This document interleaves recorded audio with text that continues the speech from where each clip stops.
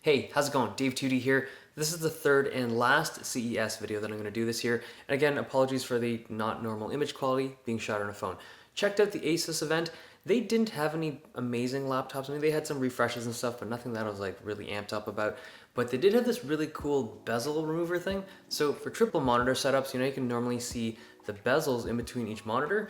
Now they have these plastic bars that serve as lenses to basically hide those bezels. And it's actually very effective. You wouldn't think that something that was just a piece of plastic could look this good, but they put them on and it actually looks like a bezel-free display. There's a little bit of distortion from the plastic lens, but it actually looks quite good. And it's weird how inexpensive this thing's going to be because it's just a piece of plastic and how effective it is.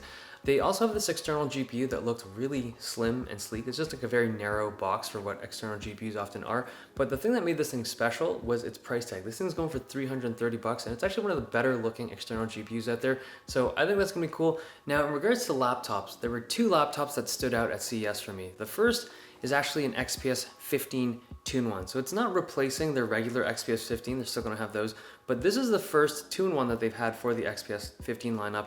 Here's the thing, when I first heard about this thing, when I first saw the press release, I wasn't impressed because I'm not a big user of 2-in-1 devices that are big. Like a 15-inch 2-in-1 device is gonna be big, and when it's in tablet form, I thought it'd be pretty uncomfortable to hold and just not a great device for me personally.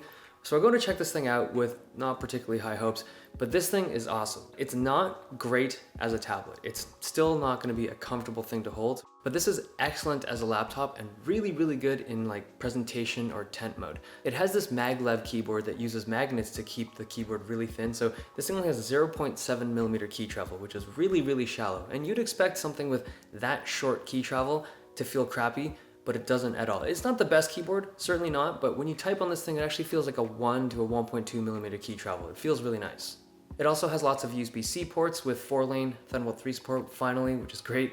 The micro SD slot is a bit of a buzzkill. I feel like on a device like this that's obviously geared towards creatives, it's weird to put a micro SD instead of a regular SD slot. It has pen support, and because the whole XPS lineup tends to have a stiffer hinge, you can just write on it without the screen wobbling too much. Now, I was only able to test it in 3D Paint, which isn't the most optimized program. The thin strokes were fine, there's no latency, it actually felt really good, but the thicker strokes with more complex textures and just bigger brushes had some lag to it. They're running the new Intel chips that have the 8th gen CPU combined with the Radeon Vega M GPUs. It's pretty cool. I think that those will have performance similar to 1050 Ti. I'm not sure exactly yet. We weren't able to benchmark it, but I'm excited to test that thing out. And I think one of the big advantages of this thing is thermals. Like the way that they've designed and engineered this chip should definitely help with thermal output. So overall, it's a pretty cool device. I have to test this thing more thoroughly to really give a final opinion on it, but I think it should be pretty good. They also have this Thunderbolt 3 external drive, which is, I mean, it's a really, really fast drive for people that need it. There aren't that many options out there for Thunderbolt 3 external SSD, so it's nice to see them in the game. The last booth I got to check out was LG, and they have a couple monitors that are pretty neat. I mean, the one that stands out for me is the 4K Thunderbolt 3 capable one, so now you're able to connect two displays daisy-chained to a single MacBook Pro, which is pretty neat. They also have a 5K widescreen panel that isn't curved and also uses Thunderbolt 3, so you can have that single cable setup, which is nice.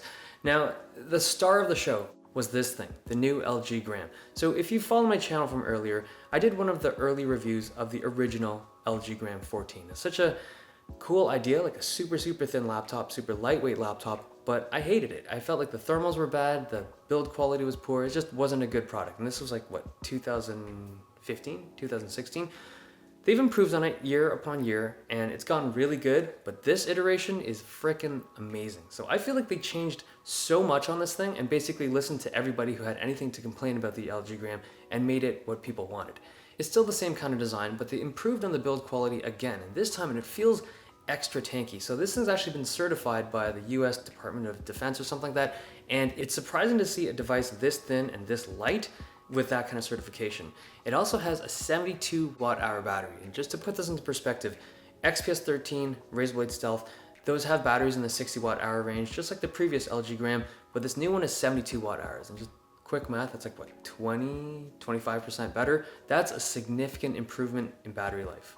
It has Thunderbolt 3 support, although I'm not sure if it's 2 or 4 lane. They've improved the webcam location, like instead of being in the middle and the hinge looking up your nose, it's now at the top in the more traditional spot. They have slightly better speakers, they have a better location for the fingerprint sensor, and they now have 2 drive bays inside. So for people that want extra storage, you now have that option. Visually, it doesn't look that different, but in the short amount of time I get to spend with it, I think it's gonna be a great laptop. I think it's a significant improvement from the previous generation. Okay, last video at CES. Hope you guys enjoyed them. Thumbs if you liked it, subs if you loved it. See you guys next time.